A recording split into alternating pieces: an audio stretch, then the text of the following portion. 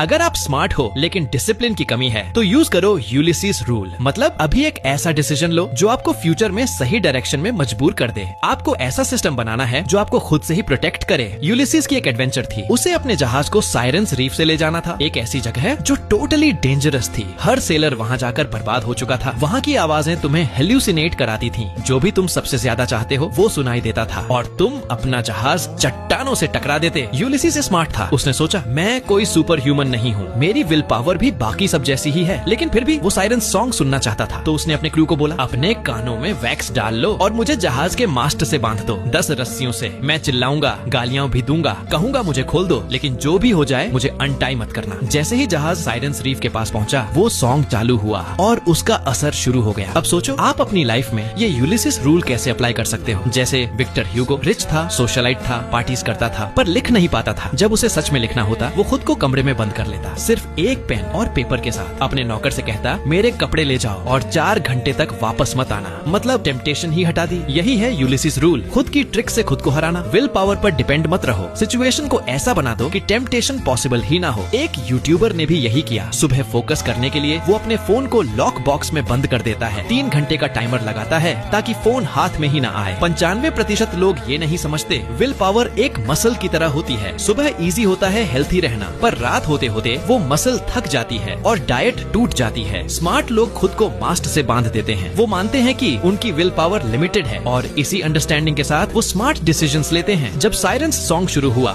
Ulysses को वही सुनाई दिया जिसका उसे सालों से इंतजार था। उसकी वाइफ पेनेलोपी और उसका बेटा टेलेमेचुस चट्टानों से उसे पुकारते हुए यूलिसीज हम तुमसे प्यार करते हैं, वापस आ जाओ। इतने सालों की लड़ाई, दूरियां सब एक पल में टूट गयी। वो पागलों की तरह मास्ट से छूटने की कोशिश करने लगा, चिल्लाया, लड़खड़ाया, लेकिन वो बंधा रहा क्योंकि पहले ही मान लिया था कि विल पावर अकेली काफी नहीं है और उस सोच की वजह से वो बच गया। वो लौट पाया अपने बेटे और रानी के पास।